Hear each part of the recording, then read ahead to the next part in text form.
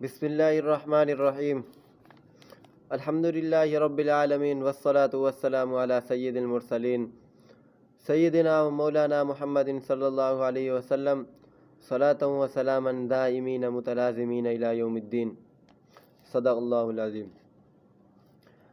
السلام علیکم ورحمۃ اللہ وبرکاتہ۔ دوستو، امید کرتا ہوں آپ اللہ تعالیٰ کے فضل و کرم سے خیر و عافیت کے ساتھ ہوں گے۔ جیسا کہ کچھ دن پہلے ہی میں نے پوسٹ کی تھی کہ ہمارے اس چینل پر الف لیلہ و لیلہ کی مشہور داستان جو ہے اس کا سلسلہ شروع کیا جائے گا، وہ داستان سنائی جائے گی۔ تو دوستو، یہ آخر کیا چیز ہے الف لیلہ و لیلہ؟ آپ نے یوٹیوب پر کئی بار دیکھا ہوگا یا سرچ کیا ہوگا، جو ہے بھرا پڑا ہے یوٹیوب ویڈیوز سے، اور کئی سیریل بنے ہوئے ہیں، اس پہ اسٹوریز بنی ہوئی ہیں۔ تو اصل کیا ہے ہم وہ آپ کو بتائیں گے۔ تو الف لیلہ و لیلہ یہ عربی کی مشہور داستان ہے، عربی کی کتاب ہے، یہ عربی کتابیں ہیں۔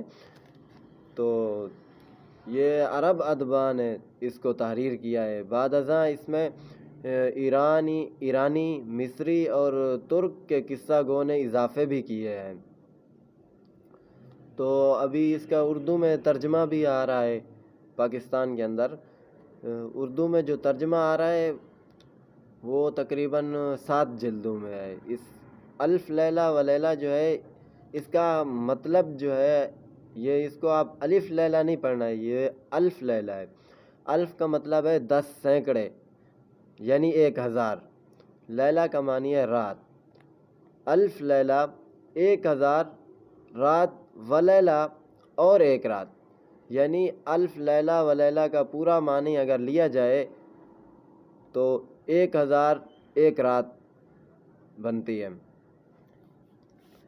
اب جاننا چاہیے کہ اگلے لوگوں کے حالات ہم پچھلوں کے لیے ایک عبرت ہے۔ انسان کو ان سے سبق حاصل کرنا چاہیے، گزشتہ نسلوں کی کہانیاں پڑھ کر عبرت حاصل کرنی چاہیے۔ پاک ہے وہ ذات جس نے پرانے لوگوں کی کہانیاں نئے لوگوں کی عبرت کے لیے بنائیں۔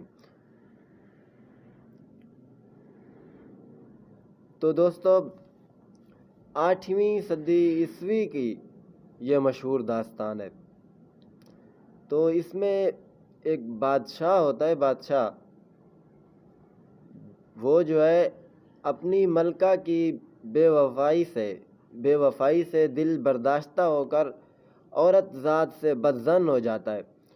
وہ پھر دستور بنا لیتا ہے کہ روزانہ شادی کرتا ہے، تو ایک رات گزار کے اس کے بعد صبح لڑکی کو قتل کر دیتا ہے۔ اس طرح تو وزیر نے کئی بار بادشاہ کو کہا کہ اس طرح آپ کر رہے ہیں، ایک تو ہماری جو شہر کی لڑکیاں ہیں وہ ان کی تعداد کم ہو رہی ہے، اور دوسرا جو ہے یہ ہے کہ کوئی شادی کے لیے راضی بھی نہیں ہوتا۔ تو بادشاہ نے وزیر سے کہا کہ بھائی آپ کا کام ڈھونڈ کر لے آنا ہے، اگر آپ ڈھونڈ کے نہیں لے آئیں گے تو آپ کو قتل کر دیا جائے گا۔ وزیر کو دھمکی دے دی۔ اب وزیر بیچارہ پریشان ہے، وہ روزانہ جیسے بھی کرتا تو بادشاہ کے لیے لڑکی ڈھونڈ کر لاتا۔ ایک دن ایسا ہوا کہ وزیر کی خود کی بیٹی، اس نے تہیہ کر لیا کہ وہ اپنے شہر کے لوگوں کو بچانے کے لیے بادشاہ کے اسوار سے وہ بادشاہ سے شادی کرے گی اور بادشاہ کے ساتھ کوئی کھیل کھیلے گی۔ تو اس نے اپنے باپ کو یعنی وزیر کو بمشکل راضی کر لیا بادشاہ سے شادی کرنے کے لیے۔ بادشاہ سے شادی کر لی۔ وہ بادشاہ قصوں کا بہت شوقین تھا، کہانیوں کا۔ تو اس نے ایک ترکیب سوچی، وزیر کی بیٹی نے، جب اس کی شادی ہو گئی، پہلی رات تھی، تو اس نے بادشاہ کو کہانی سنانی شروع کر دی۔ تو کہانی چلتی رہی، بہت لمبی کہانی تھی، تو صبح تک کہانی چلی۔ کہانی اتنی دلچسپ تھی کہ بادشاہ اس کو چھوڑ نہ سکا، اس کا دوسرا حصہ سنے بغیر رہ نہیں سکا۔ تو اس لیے اس نے اس لڑکی کے قتل کو ملتوی کر دیا۔ تو دوسری رات گزری، دوسری رات میں بھی ایسا ہی ہوا کہ لڑکی نے کہانی شروع کی اور صبح ہو گئی، کہانی ختم نہیں ہوئی، کہانی اتنی دلچسپ تھی کہ بادشاہ اس کو چھوڑ نہیں سکتا تھا، اس لیے اس کا قتل جو ہے ملتوی ہوتا رہا۔ اور اسی طرح 1001 رات گزر گئی، اس میں 2 بچے بھی ہو گئے بادشاہ کے، اور اس کا جو عورت بدزنی کا جو وہ تھا وہ بھی کم ہوتا رہا، عورت سے بدزنی جو تھی وہ بھی جاتی رہی۔ تو اسی پہ یہ کہانیاں ہیں جن کا نام الف لیلہ و لیلہ ہے، یعنی 1001 داستان۔ تو آج ہم شروع کریں گے ابھی سے۔ بادشاہ کا نام جو ہے وہ شہریار تھا۔ شہریار بادشاہ اور اس کے بھائی کی کہانی۔ غیب کی باتیں تو خدا بہتر جانتا ہے، لیکن پرانے قصے کہانیوں میں یوں بیان کیا جاتا ہے کہ اگلے زمانے میں بنی ساسان کا ایک بادشاہ تھا۔ اس کی حکومت جزائر ہند اور چین تک تھی، اور اس کی فوجوں اور باج گزاروں اور شان و شوکت کی کوئی انتہا نہ تھی۔ اس کے 2 بیٹے تھے، ایک بڑا ایک چھوٹا۔ یوں تو دونوں بڑے بہادر اور شاہ سوار تھے، لیکن بڑا بیٹا شاہ سواری میں چھوٹے سے بڑھ چڑھ کر تھا۔ کئی ملک اس کی حکومت میں آئے، اور وہ اپنی رویت کے ساتھ بڑے عدل و انصاف سے پیش آتا تھا، اور اس کی رعایا اس سے بہت محبت کرتی تھی۔ اس بادشاہ کا نام شہریار تھا۔ چھوٹے بھائی کا نام شاہ زمان تھا، اور اس کا ملک سمرقند تھا۔ 20 سال تک دونوں بادشاہ اپنے اپنے ملکوں پر نہایت خوشی و خرمی کے ساتھ عادلانہ حکومت کرتے رہے۔ اسی زمانے میں بڑے بھائی کو اپنے چھوٹے بھائی کے دیکھنے کا اشتیاق پیدا ہوا۔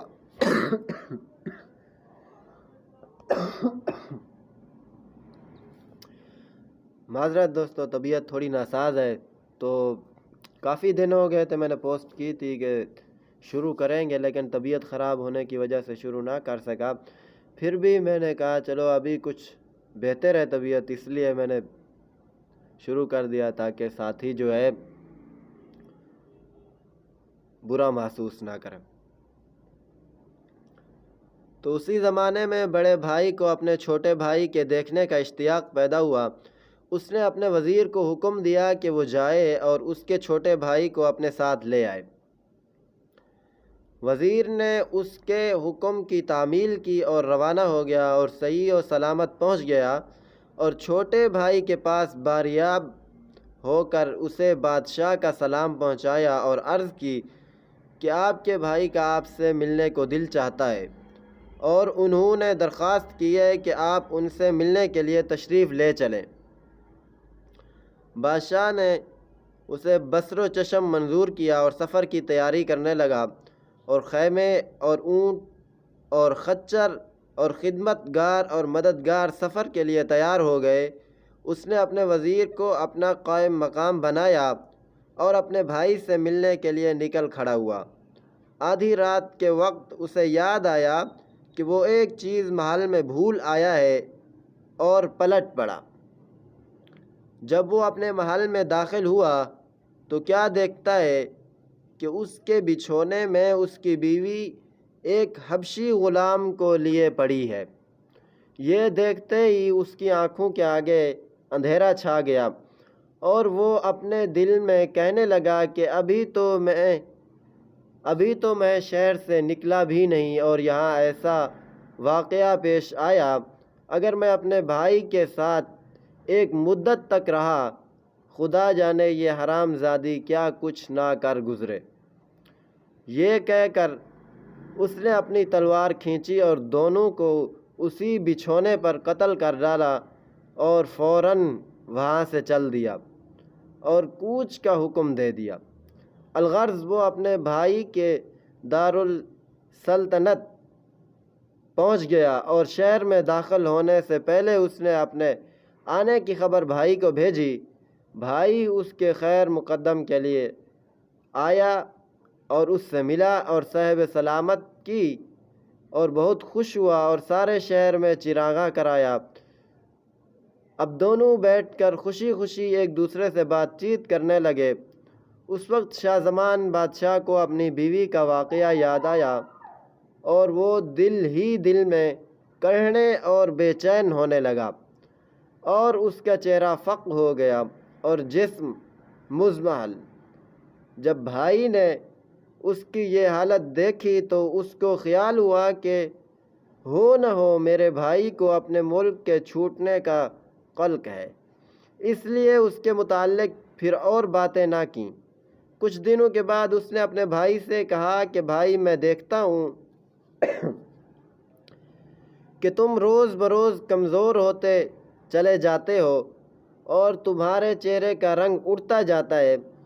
اس نے جواب دیا کہ بھائی، میرے دل کے اندر ایک زخم ہے، مگر اپنی بیوی کا واقعہ اس نے بیان نہ کیا۔ بھائی نے کہا کہ میں چاہتا ہوں کہ تم میرے ساتھ شکار کھیلنے چلو تاکہ تمہاری طبیعت ذرا بہل جائے، لیکن اس نے نہ مانا اور وہ اکیلا شکار کے لیے روانہ ہو گیا۔ بادشاہ کے محل میں چند کھڑکیاں تھیں جو اس کے بھائی کے باغ کی طرف کھلتی تھیں۔ ان میں سے ایک کھڑکی کھلی اور اس میں سے 20 لونڈیاں نکلیں اور 20 غلام، اور ان کے بیچ میں اس کے بھائی کی بیوی تھی جو حسن و جمال میں یکتا تھی۔ جب وہ ایک حوض کے پاس پہنچے تو سب کے سب کپڑے اتار کر ننگے ہو گئے، اور بادشاہ کی بیوی نے پکار کر کہا کہ اے مسعود، تو کہاں ہے؟ یہ سن کر ایک حبشی غلام آیا اور اس سے لپٹ گیا اور وہ اس سے لپٹ گئی، دونوں ہم صحبت ہونے لگے۔ دوسرے غلام بھی باقی لونڈیوں کے ساتھ اسی فعل میں مشغول ہو گئے۔ دن نکلے تک یہی بوس و کنار اور ہم صحبتی ہوتی رہی۔ جب بادشاہ کے بھائی نے یہ ماجرا دیکھا تو وہ اپنے دل میں کہنے لگا کہ واللہ میری مصیبت تو اس مصیبت کا پاسنگ بھی نہیں، اور اس کا غم و غصہ ہوا ہو گیا، اور اس نے اپنے دل میں کہا کہ میں نے اس سے بڑھ کر اب تک کوئی بات نہیں دیکھی، اور پھر اس نے کھانا پینا شروع کر دیا۔ اس کے بعد اس کے بھائی سفر سے لوٹا اور دونوں میں صحب سلامت ہوئی۔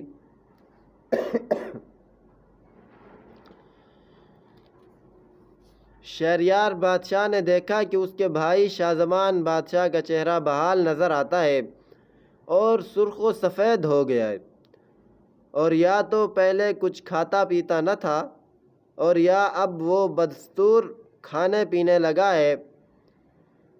اس نے اپنے چھوٹے بھائی سے کہا کہ بھائی، اب تک تمہارا رنگ فق تھا اور چہرہ اترا ہوا تھا، اب تم پھر بحال نظر آتے ہو، آخر اس کی وجہ کیا ہے؟ اس نے جواب دیا کہ رنگ فق ہونے کی وجہ تو میں آپ کو بتا دوں گا، لیکن دوبارہ بحال ہو جانے کی وجہ بتانے سے آپ مجھے معاف رکھیے۔ بھائی نے کہا خیر، رنگ فق ہونے اور کمزوری کی وجہ پہلے بتاؤ تو صحیح تاکہ میں سنوں۔ اس نے جواب دیا کہ جب آپ نے اپنے وزیر کو میرے بلانے کے لیے بھیجا تھا تو میں نے سفر کا سامان تیار کیا اور اپنے شہر سے باہر آیا۔ اس وقت مجھے یاد آیا کہ جو ہیرا میں آپ کے لیے لانے والا تھا اسے اپنے محل میں بھول آیا ہوں۔ میں گھر واپس گیا تو کیا دیکھتا ہوں کہ میرے بچھونے پر ایک حبشی غلام میری بیوی کے ساتھ ہم بستر ہے۔ میں نے وہیں دونوں کو قتل کر دیا اور روانہ ہو گیا۔ اب یہاں آیا ہوں تو وہی بات میری آنکھوں کے سامنے پھر رہی ہے، یہ ہے سبب میرے چہرے کے رنگ اڑنے اور کمزوری کا۔ مگر اس بات سے آپ مجھے معاف رکھیے کہ میں اپنے بحال ہونے کی وجہ آپ سے بیان کروں۔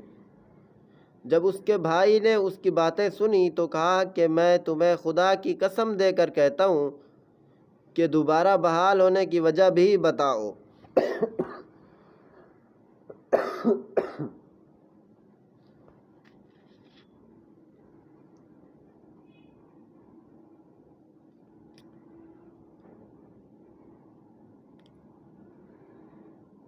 اس پر اس نے جو کچھ دیکھا تھا سب کہہ دیا۔ شہریار نے اپنے بھائی شاہ زمان سے کہا کہ میں یہ ماجرا اپنی آنکھ سے دیکھنا چاہتا ہوں۔ شاہ زمان نے کہا کہ اچھا، آپ یہ ظاہر کیجئے کہ آپ شکار کے لیے جا رہے ہیں اور میرے مکان میں چھپ جائیے، اس طرح سے آپ سب کچھ اپنی آنکھ سے دیکھ لیں گے۔ بادشاہ نے فوراً کچھ بول لیا اور خیمے اور لشکر شہر کے باہر نکل آئے اور بادشاہ بھی باہر آ گیا اور خیمے کے اندر جا بیٹھا اور اپنے نوکروں سے کہا کہ میرے پاس کوئی نہ آئے۔ پھر وہ بھیس بدل کر نکلا اور اس محل میں آیا جہاں اس کا بھائی تھا اور اس کھڑکی میں آ کر بیٹھ گیا جس کا دروازہ باہر باغ کی طرف تھا۔ تھوڑی ہی دیر ہوئی تھی کہ لونڈیاں اور ان کی مالکہ غلاموں کے ساتھ آئیں اور وہی کاروائی ہونے لگی جو اس کے بھائی نے کہا تھا۔ یہ باتیں عصر کے وقت تک ہوتی رہیں۔ جب شہریار بادشاہ نے یہ ماجرا دیکھا تو اس کے ہاتھ کے طوطے سے اڑ گئے اور اس نے اپنے بھائی شاہ زمان سے کہا کہ چلو ہم جس طرح بیٹھے ہیں اٹھ کھڑے ہوں، ملک اور دولت کی کیا پرواہ، چلو دیکھیں کہ دنیا میں کوئی اور بھی ہے جس کے ساتھ ایسا واقعہ پیش آیا ہو، ورنہ ایسے جینے سے تو مرنا بہتر ہے۔ دونوں بھائی محل کے چور دروازے سے باہر آئے اور کئی دن اور کئی رات چلنے کے بعد سمندر کے کنارے ایک سبزہ زار میں پہنچے جہاں ایک چشمہ بہہ رہا تھا اور بیچ میں ایک درخت تھا۔ اس چشمے سے انہوں نے پانی پیا اور بیٹھ کر سستانے لگے۔ جب ایک پہر دن گزر چکا تو وہ کیا دیکھتے ہیں کہ سمندر میں تلاطم اٹھا اور اس میں سے ایک سیاہ ستون سا اوپر کی طرف بڑھا۔ جب انہوں نے یہ دیکھا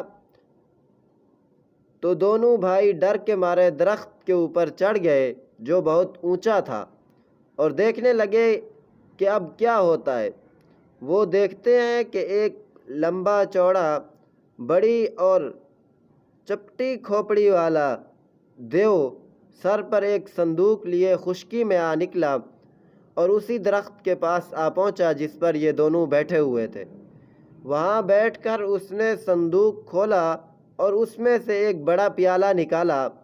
پھر اس نے وہ پیالہ کھولا اور اس میں سے ایک نوجوان لڑکی نکلی جس کا بدن سڈول اور جس کے چہرے کے آگے سورج مات تھا۔ جیسا کہ عطیہ شاعرہ نے کہا ہے، اندھیرے میں وہ اس طرح چمکتی ہے کہ گویا دن نکل آیا ہے اور اپنے اوپر درختوں کو روشن کر دیتی ہے۔ آفتاب کو اس کے نور سے روشنی پہنچتی ہے اور جب وہ باہر نکل کر جلوہ افروز ہوتی ہے تو چاند تک شرما جاتا ہے۔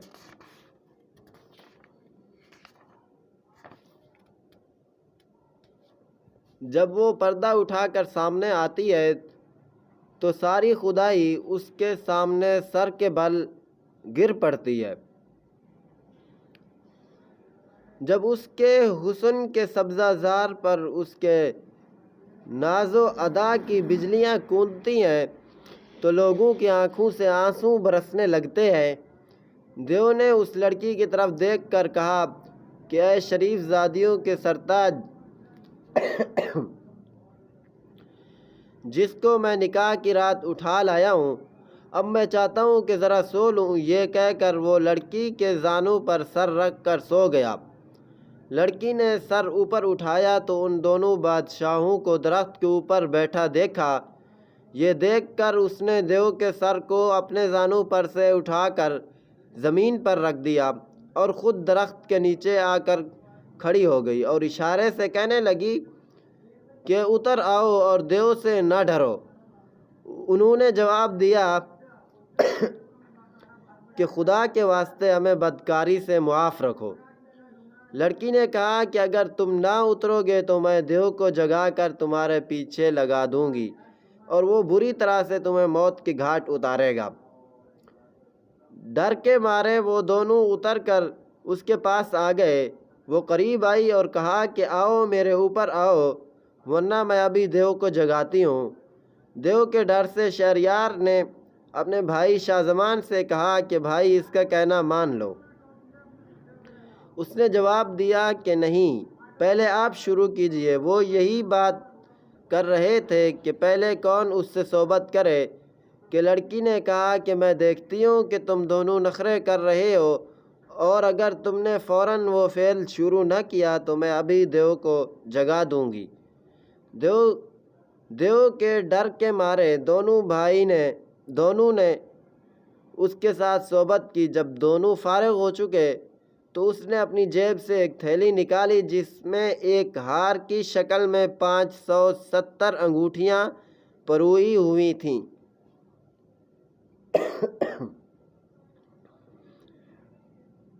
اور ان سے کہا کہ تم جانتے ہو کہ یہ کیا ہے؟ انہوں نے کہا نہیں۔ اس نے کہا کہ یہ ان لوگوں کی انگوٹھیاں ہیں جو دیو کی موجودگی میں مجھ سے ہم صحبت ہوئے ہیں۔ تم دونوں بھائی بھی اپنی اپنی انگوٹھی مجھے دے دو۔ انہوں نے بھی انگوٹھیاں اتار کر اسے دے دیں۔ اس نے کہا کہ سنو، یہ دیو مجھے نکاح کی رات اٹھا لایا ہے اور ایک پیالے میں بند کر کے اس صندوق میں رکھا ہے، اور اس صندوق میں 7 قفل لگا کر مجھے گہرے اور معجزن سمندر کی اتھاہ میں پوشیدہ رکھتا ہے، مگر اسے یہ خبر نہیں کہ ہم عورتیں اگر کچھ چاہیں تو دنیا کی کوئی چیز ہمیں روک نہیں سکتی۔ جیسا کہ کسی شاعر نے کہا،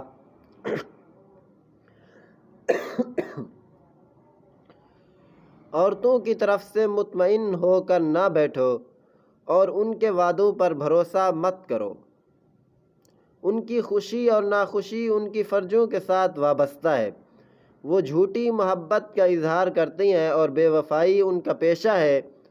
حضرت یوسف علیہ السلام کے قصے سے عبرت حاصل کرو، اس میں تمہیں ان کی بعض سازشوں کا پتہ لگے گا۔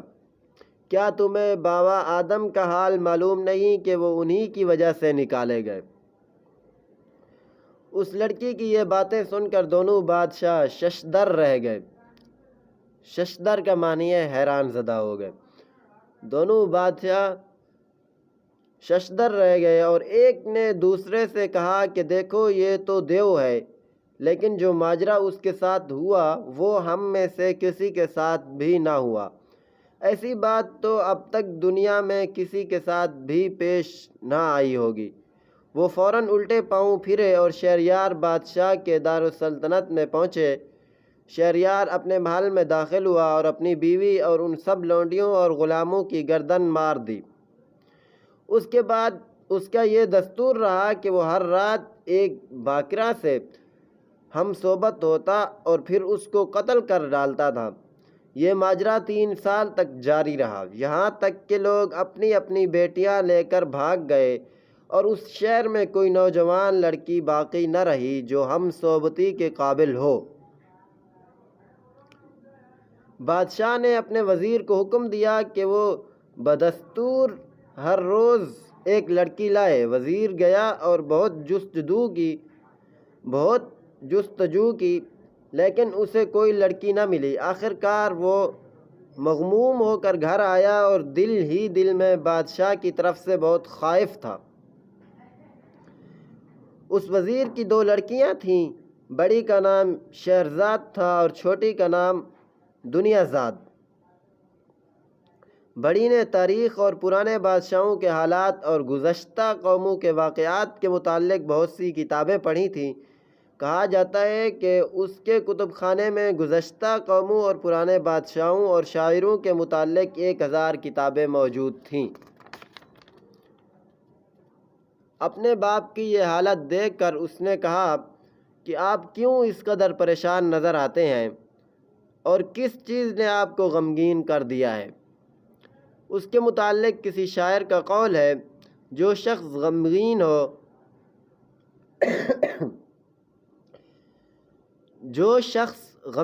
ہو اس سے کہہ دو کہ غم ہمیشہ نہیں رہتا، جس طرح کہ خوشی فانی ہے غم بھی ہے۔ جب وزیر نے اپنی بیٹی کو یہ کہتے سنا تو اس نے سارا ماجرا بیان کر دیا جو اس کے اور بادشاہ کے درمیان پیش آیا تھا۔ لڑکی نے کہا کہ ابا جان، میں آپ کو خدا کی قسم دیتی ہوں کہ آپ میری شادی بادشاہ کے ساتھ کر دیجئے، یا تو میں زندہ بچ جاؤں گی اور یا مسلمان بچیوں پر نثار ہو جاؤں گی اور ان کو اس بادشاہ کے پنجے سے نجات دوں گی۔ باپ نے کہا کہ میں تجھے خدا کی قسم دیتا ہوں کہ ایسی باتوں کو اپنے دل سے نکال ڈال۔ اس نے کہا کہ یہ تو ہو کر رہے گا۔ باپ نے کہا کہ کہیں تیرا وہی حال نہ ہو جو گدھے اور بیل کا کسان کے ساتھ ہوا تھا۔ اس نے کہا کہ وہ کیا تھا؟ جو بیل اور گدھے کا کسان کے ساتھ ہوا تھا وہ کیا تھا؟ اس نے پوچھا۔ تو بات لمبی ہے، تو انشاءاللہ یہ چلتی رہے گی کہانی، پھر یہاں سے شروع کریں گے اگلی ویڈیو میں بیل اور گدھے کی کہانی، کسان کے ساتھ کیا ہوا تھا کیا نہیں ہوا تھا۔ کہانی بہت دلچسپ ہے، آپ دیکھتے رہیں۔ انشاءاللہ آپ کو کوئی سوال وغیرہ پوچھنا ہو، کوئی مسئلہ ہو، آپ کمنٹ میں پوچھ سکتے ہیں۔ یہ تھی پہلی ویڈیو ہماری الف لیلہ و لیلہ کے بارے میں کہ کیا چیز ہے الف لیلہ و لیلہ۔ ابھی تک تو کہانی جو ہے اصل وہ شروع نہیں ہوئی ہے، کیونکہ پہلی داستان سے کہانی شروع ہوگی۔ 1001 داستان ہے، ابھی تک پہلی داستان نہیں ہے یہ، ابھی تک صرف بادشاہ کی تعریف چل رہی ہے کہ بادشاہ کون تھا۔ سمرقند کا بادشاہ تھا، 2 بھائی تھے، دونوں ہی بادشاہ تھے۔ ایک اس سے ملنے کے لیے اس نے بلایا تو اس نے اپنے بیوی کی بے وفائی دیکھی، یہ ساری چیزیں تھی۔ تو کہانی ابھی شروع نہیں ہوئی ہے، تو دیکھتے رہیے کہانی، انشاءاللہ کل یا پرسوں سے شروع ہو جائے گی، آپ پریشان مت ہوئیے گا۔ جزاک اللہ خیرہ۔